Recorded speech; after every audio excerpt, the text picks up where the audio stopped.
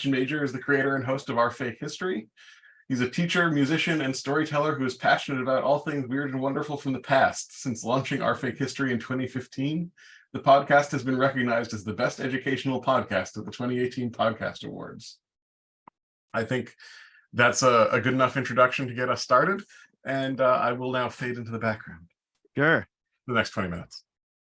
Hey, everyone. Thanks for coming to Intelligent Speech, and thanks for coming to my keynote. My name is Sebastian Major, and I am the host and creator of the Our Fake History podcast.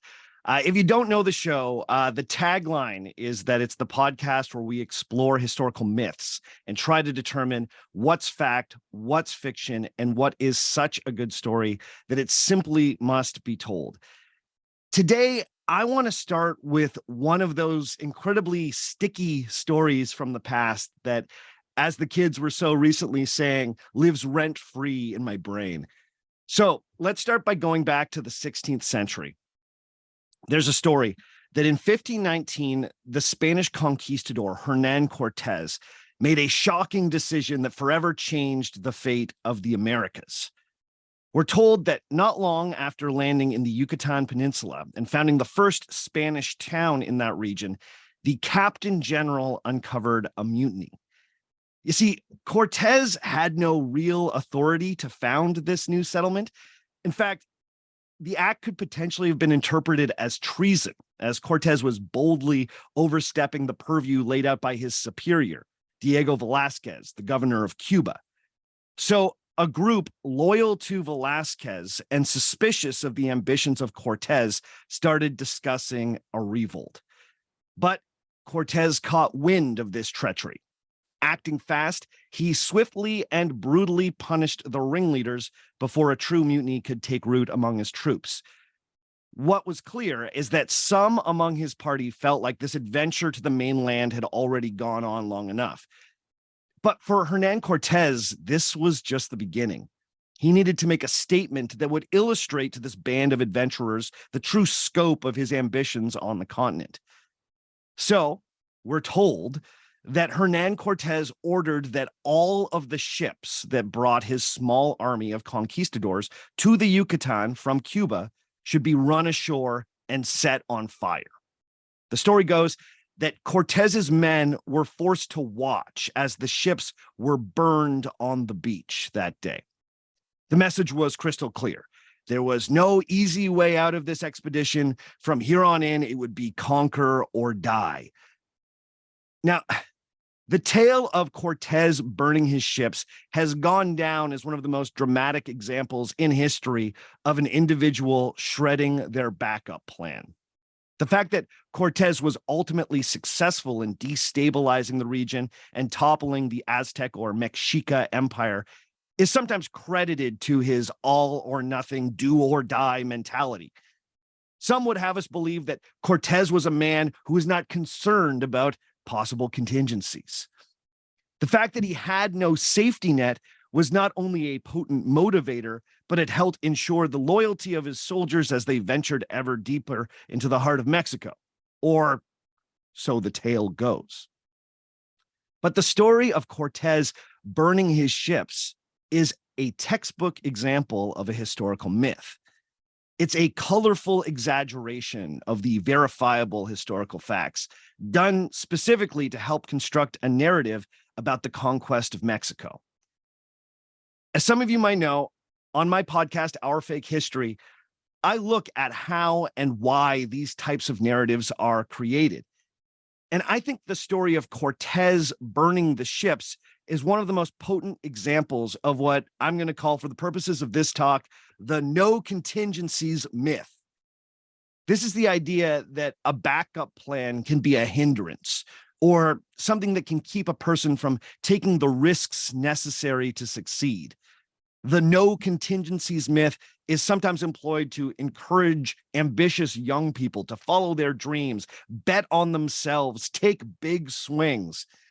And don't get me wrong, there's certainly nothing wrong with dreaming big or following your passion. It's actually something I very much believe in.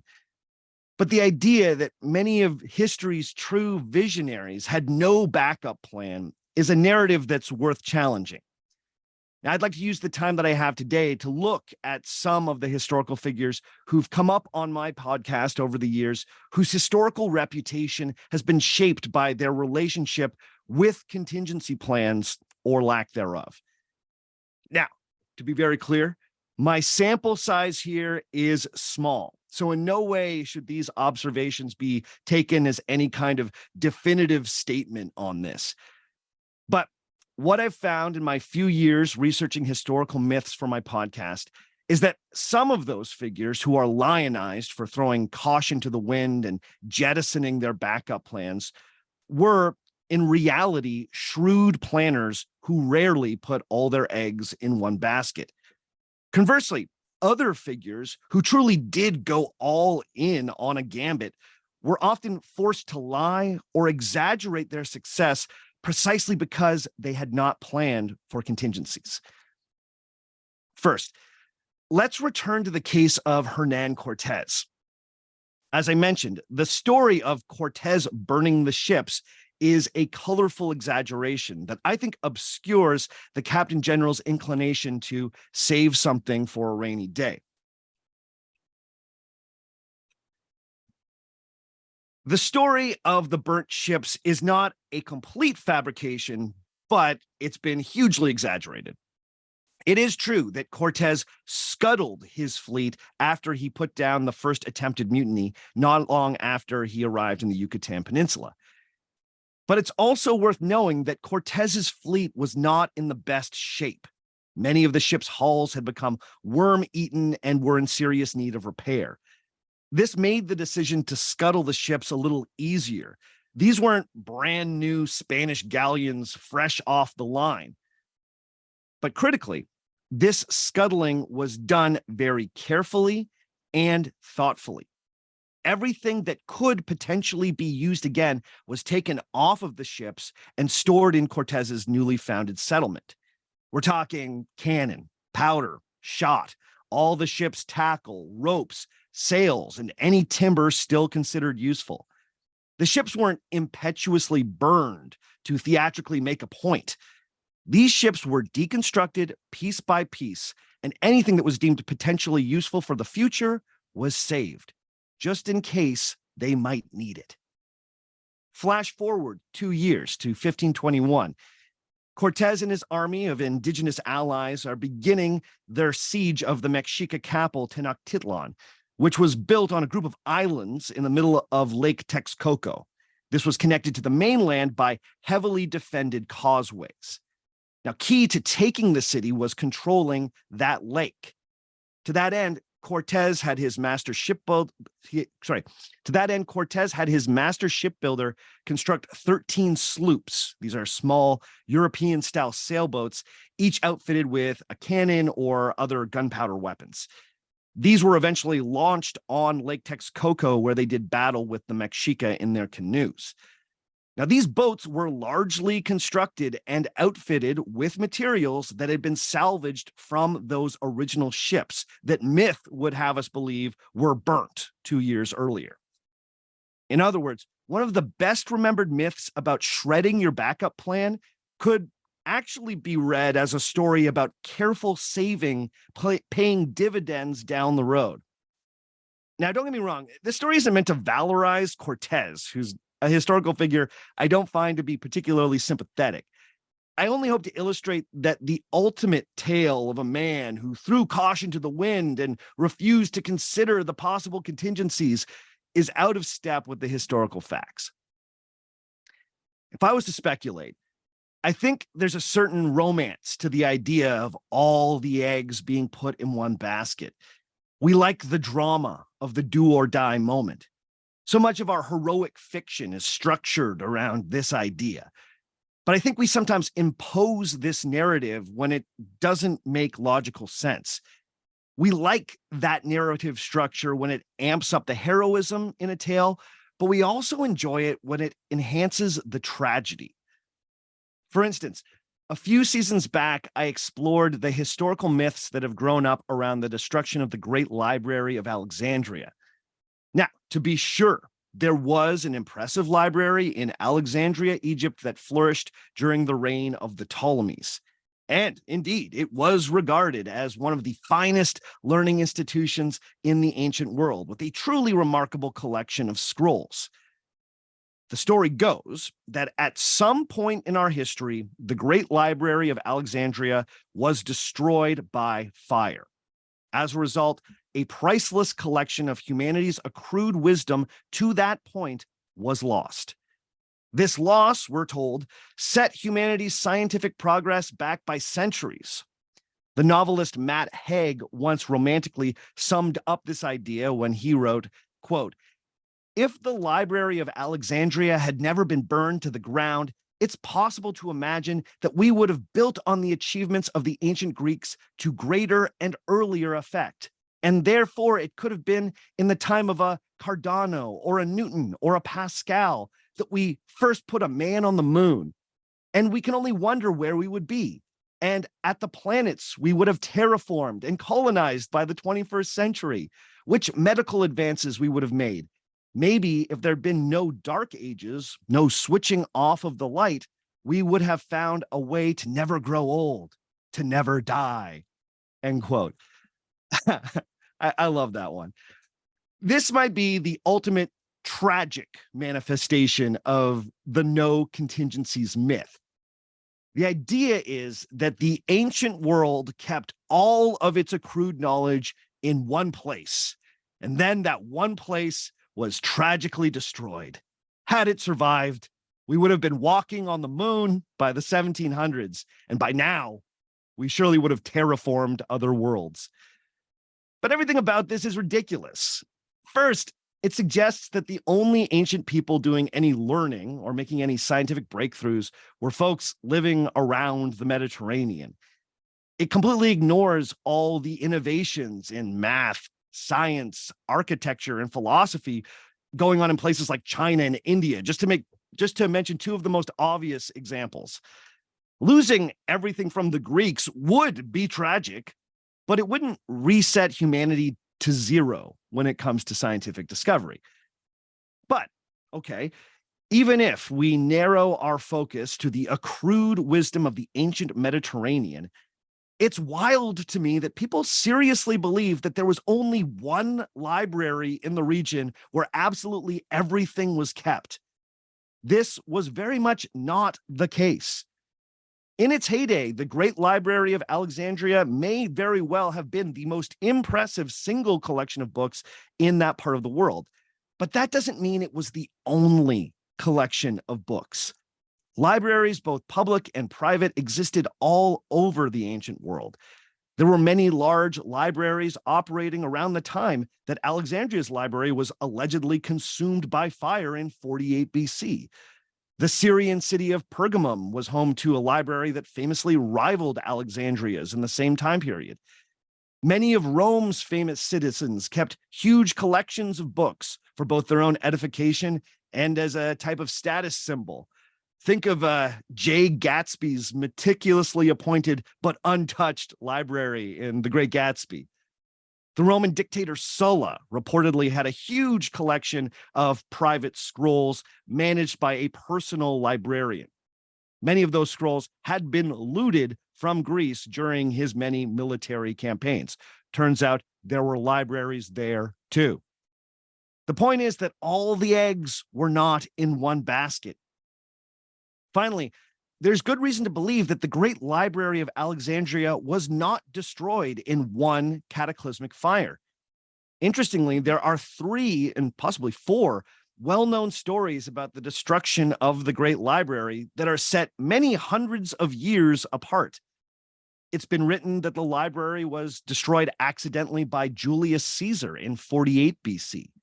But then, strangely, 400 years later, in 391 AD, we get a story that the Great Library was torn apart by an angry mob of overzealous Christians.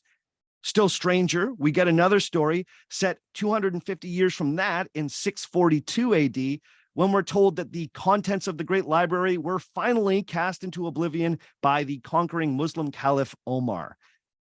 The truth is that each of these dramatic stories comes from either a misinterpretation of the ancient sources, a misunderstanding of what building technically was the Great Library, or a desire to slander the alleged destroyer of ancient knowledge. In the end, the best historical research has demonstrated that the Great Library of Alexandria was not destroyed in one fell swoop. Instead, the library slowly lost much of its prestige after the reign of the Roman Emperor Hadrian, who was famous for building libraries all over the empire. In the years that followed Hadrian's reign, funding for the institution slowed to almost nothing. In other words, the library decayed out of relevance. Now, the good news is that by the time the library truly had vanished, all the important texts had been copied or were moved. The ancient hard drive had been backed up. There were contingencies in place. Now, this is not to say that I haven't encountered historical figures who truly had no backup plan. Ironically, these figures usually aren't lionized using the no contingencies myth.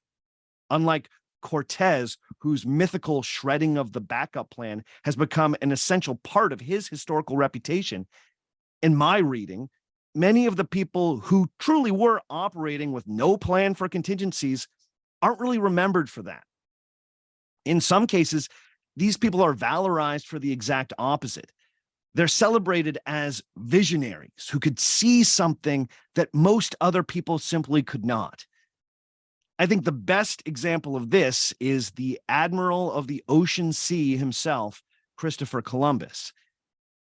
In my opinion, Columbus truly was someone who put all his eggs in one basket. Columbus invested everything he had in his proposed mission to Asia.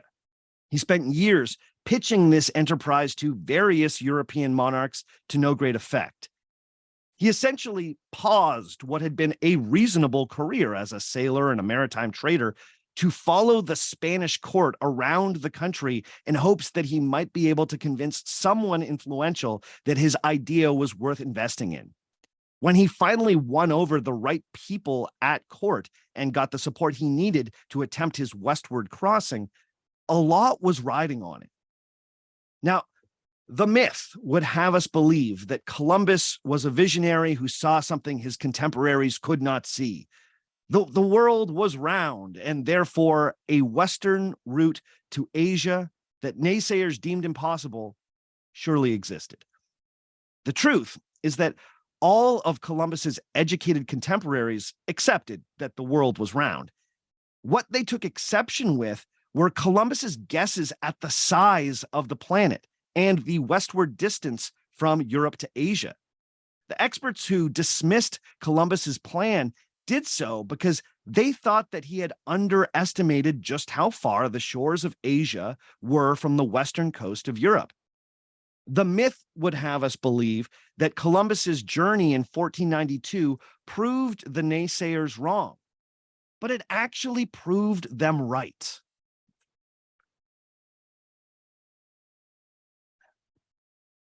Columbus was unable to reach Asia on his first voyage. He had hoped to make contact with the Great Khan of China that was described by Marco Polo. Instead, he found people living on the islands of the Caribbean who had never heard of this Great Khan. Things became even more dire on that 1492 voyage when his flagship, the Santa Maria, sank on Christmas after colliding with a reef. Columbus had not prepared for these contingencies, but he improvised. And I would argue that over the course of the rest of his career, Columbus improvised his way towards his worst atrocities. The remains of the Santa Maria were fashioned into the improvised fort of Navidad, where he stationed, some might say marooned, 30 men in hopes that this disaster could be spun into a great victory, a new settlement founded in the name of the Spanish monarchs. The men of Navidad would also help sell a second voyage.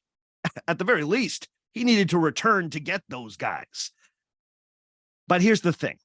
When you haven't planned for contingencies, your improvised plan can sometimes blow up in your face.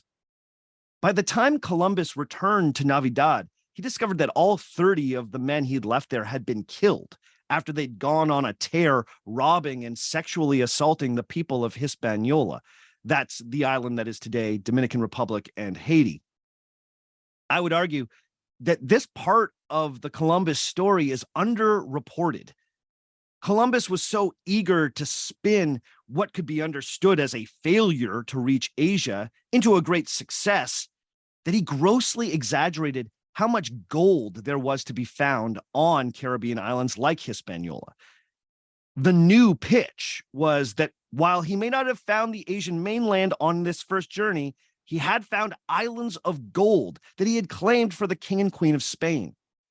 The discovery of these islands had ensured that a second voyage was going to be profitable, no matter what. And surely on this second attempt, the admiral of the ocean sea would find the Asian mainland and would establish the trade routes that had inspired the whole adventure in the first place. But, of course, Columbus did not find Asia on his second journey. Now, he remained convinced his entire life that Japan was surely just west of Cuba, but his actual voyages kept on suggesting that that just wasn't true. I think that Columbus was not prepared for this contingency, and as a result, he embarked on a hastily improvised project of colonization and exploitation that has earned him the dark reputation that's convinced many to deface his statues in recent years. If he couldn't find Asia, then it was imperative that the islands he encountered proved profitable. To that end, he embarked on a ruthless campaign to squeeze the island of Hispaniola of every ounce of gold possible. This involved imposing a brutal tax on the local people of the island, who were forced to either deliver monthly quantities of gold or else face punishments, including mutilation and death. He also started rounding people up and shipping them en masse back to Spain to be sold as slaves. Notably, the King and Queen of Spain had been fairly clear that they were not interested in enslaving the people of these islands. That was not one of their main goals anyway. But Columbus needed to show that the islands were profitable and that the whole enterprise had been worthwhile. The whole enterprise had been worthwhile. Plan A had been find Asia. And when that didn't happen, he found himself without a real plan B. So he improvised. And the best ideas he could come up with were kidnap as many people as he could and force everyone else to collect gold on pain of death. In my time researching Columbus, I came away with the impression that he hadn't set out with the intention of creating a slave state in the Caribbean. In fact, I was often surprised by how affectionately he wrote about the first people of the islands and the genuine interest he showed in their religion, food, and culture. But it's all the more tragic because none of that seemed to matter when Columbus felt like he needed to deliver on the promise he had made to his investors. He had told them that this was going to be a lucrative enterprise, and he was going to make that true, no matter how much human misery he had to throw at the problem. Columbus was a man who bet on himself. His contingencies be damned gambit certainly changed history, but his lack of a reasonable backup plan sent him down a path that would both devastate the people of the Caribbean and destroy his own reputation back home in Spain. If I've learned anything as a student of history, it's that in the past, you can find an example that can help you support almost any argument. History has examples for everything. So with that in mind, I want to be careful not to make any grand conclusions about historical figures and their backup plans. But hopefully, I've made the case that there is a romantic narrative out there about putting all your eggs in one basket and ignoring potential contingencies. This narrative can take the form of someone heroically going all in on an audacious gamble, or tragically losing everything when something irreplaceable is destroyed. But a close look at some of history's most famous gambles, and you'll find all sorts of contingency planning. By the same token, a close look at some of history's great human-made disasters, and you can find bad improvisers who really could have used a backup plan. All right, that's what I got for you today. Thanks for listening. Question time. That was great. Thanks so much. So we got a couple questions. Lynn Marie asked, I'm paraphrasing, what was the origin of the boat burning myth beyond, having a romantic ulterior motive? Is there a specific source or something? Yeah. So now when we go back and we look at the conquest of Mexico, a lot of times people really get into those great primary sources that we have from Cortés himself, which obviously is, deeply biased in favor of what he was trying to do. He was really making his case. His sources are letters back to the King of Spain to make his case for his conquest and why basically the king needs to rubber stamp it. And then there's another really interesting source from a guy named Bernal Diaz, who was a soldier who fought with Cortés and has a very nuanced look at Cortés. And so a lot of the things that we use to sort of bust the myths come from Bernal Diaz. Now, Diaz has his own biases in the mix. Again, these are individuals who all had a stake in the game. But when it comes to busting the burning the ships myth, we look at first what Cortés himself said and what Bernal Diaz says about the event. Neither of those guys talk about burning the ships. It's the generation of Spanish historians right after those folks who start putting this kind of using burning the ships as a shorthand. And so it's one of those things that in an early history, and again, you're putting me on the spot. So I'm like, oh man, who were those very first historians? But I can tell you that it's the generation right after those primary sources who start just using the shorthand of instead of being Cortés scuttled the ships and saved the stuff, they're Cortés burns the ships. And it just sort of takes one historian who's considered an authority to write that then it just gets repeated and repeated. And there's such a romance in that tale, right? That people were oh yeah, that's great. It's such an image, right? Of these ships burning, there's no way home, kids, right? So we can credit those folks and forgive me for not being able to be it's these guys right here. I don't have them on my fingertips right now, but there you go. Luke asked, are there any other burning boat legends out there? Tariq, the first Muslim invader of Spain, is supposed to have done the same, so maybe this is a trope in Spain. Oh yeah, that's fascinating. I actually didn't know about the Tariq story. Yeah, you know what? I in my kind of going through it, I haven't come across other specific examples, but the fact that there is another Spanish story about there's no return, we're burning the boats, really does suggest. Oh, someone in the Silmarillion did it. I'm seeing in the chat there. That's awesome. That's awesome. But that's totally Tolkien as a history nerd that he was going oh, I'm borrowing this tale from the tales of Cortés. And you'll find now if you Google it, you'll find a lot of really what I find super annoying, kind of business motivational sort of stuff being sometimes you got to burn the ships, kids. Yeah. You want to get your to the top of this, you got to burn your ships sometimes. And it's sort of a raw way of encouraging people to bet on themselves. And, and it's going back to what is essentially a massive exaggeration of the facts. Bet on yourself, run this $40 million company right into the ground, Yeah. Yeah. Ben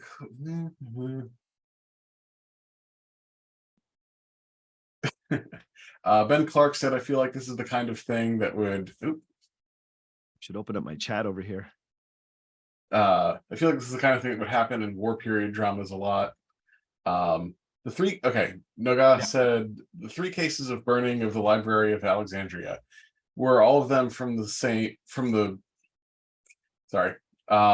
were all of them the big fire from the stories, or is it one big fire and 2 smaller ones? Yeah. Okay. So the first alleged burning is during the siege of Alexandria. So Julius Caesar is holed up in Alexandria with Cleopatra. And it's essentially Cleopatra's enemies in her own civil war that's going on have surrounded the city and are putting it under siege. And it's like part of like the legend of Caesar that he like very using his typical like intrepid, fast acting sort of style, he decides to set the harbor on fire, right? To like basically like disperse a potential, I now I'm forgetting the specific details, but there's like an island that they got to get to, and it's like this whole tactic that he's using. The fire that gets set ends up consuming 40,000 scrolls. And there's a number of reliable sources that tell us that 40,000 scrolls were consumed in this fire. And then a couple generations of Roman historians later go, oh, that had to have been the Great Library, right? 40,000 scrolls, that's a buttload. But what those 40,000 scrolls most likely were scrolls that were being exported. So Alexandria at the time was one of the greatest exporters of literature in that part of the world. It's not a myth that there was this like culture of learning there and a number of libraries in the city, and it was a place to get your scrolls from. And so down at the harbor, there were boats loaded with scrolls ready to go. And so when the harbor went up, scrolls were lost. Again, this sort of confuses where the actual Great Library was. And all the good research tells us that the Great Library was actually within the Ptolemaic palace structure area, the sort of palace complex, I should say. It's like a lot of buildings, right? And the Great Library was most likely part of that. You know, we know from like 50, 60 years later, the Roman geographer Strabo gives us a tour of Alexandria in his writing, and he talks about going to the Great Library and seeing the academics there, you know, consulting the scrolls and writing new things and debating each other. And so it's like, well, 60 years later, clearly the Great Library is still going strong, right? Like it's not there was a fire, but it doesn't seem like the fire consumed the library itself. So that's where that kind of myth, it seems like that one originates. The second one is during that sort of like the 300s AD, this like rocky period of Christianization in the Roman Empire. And so there's a lot of myths kind of caught up with that. But at one point, we are told that an angry Christian mob upset that pagan learning is still going on in Alexandria. And there's specific events that sort of spark it, and those specifics are slipping through my fingers at the moment. But an angry pagan mob goes like, an angry Christian mob takes out their wrath on what they see as sinful pagan learning by going, and they destroy the library. And then there's the very famous Platonic scholar, the female Platonic scholar. Ooh, someone out there's going to know her name. Hypatia, yeah. Hypatia, who's also allegedly killed in that uprising, right? So again, there's a lot of reason to believe that maybe that didn't even happen. It didn't happen the way it said it happened. There was all sorts of like fighting on the streets in that era. Like mob violence was incredibly common, kind of always common in Alexandria in the ancient world. Like it's a mob violence town. But there was anyway, so it's unclear if that actually happened. But if they did destroy a library, what they probably did wreak some havoc on was something called the Serapeum, which was a temple that was sort of like a secondary library to the palace library. It was a temple of Serapis, who was like a kind of hybrid Greek Egyptian god who was like worshipped the time of like the Ptolemies and then beyond.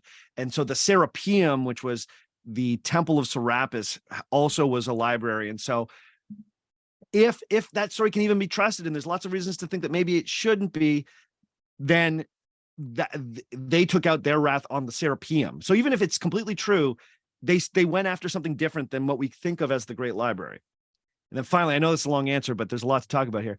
The third big story, there's another story I didn't tell you about that's about the Emperor Caracalla. This is actually super fun. So again, we can't even really believe, because he's one of the bad emperors. Like a lot of stuff written about him might be made up, right? And so there's this Caracalla most likely did stop funding all the funding, like really cut off the last bits of funding to the Great Library of Alexandria. But the tale is because he believed that he was the reincarnation of Alexander the Great. And he had bought in to a historical myth that Alexander the Great had been murdered by his teacher Aristotle, right? So like this was just like a thing that was out there, this like weird ancient conspiracy theory that Aristotle actually killed Alexander the Great. And so the story that makes its way into one of our sources on Caracalla is that he thought he was the reincarnation of Alexander the Great. So he was going to take his wrath out on the people still continuing Aristotle's studies. And so the Great Library of Alexandria was like this hub of Aristotelian learning. And so it's like he destroyed the Great Library of Alexandria to get revenge on Aristotle for killing him in a past life. Bananas. And then, oh man, is this going way too long? Am I going crazy here? You got 2 more minutes. Oh Jesus. Okay. Then there's this story that the Muslim Caliph burns the stuff, but that story is that he took all the books and then used them to warm the like baths, yeah, right. You know what I'm saying, right? Yeah. The kind of like spa complexes that they had. And so then, but that also is like a perfectly sort of romantic image of like, oh, they prized comfort and leisure over learning, and they are decadent and we are not, right? Which is its own narrative, right? Yeah. So we'll do one more sort of short question, I guess. Let's see.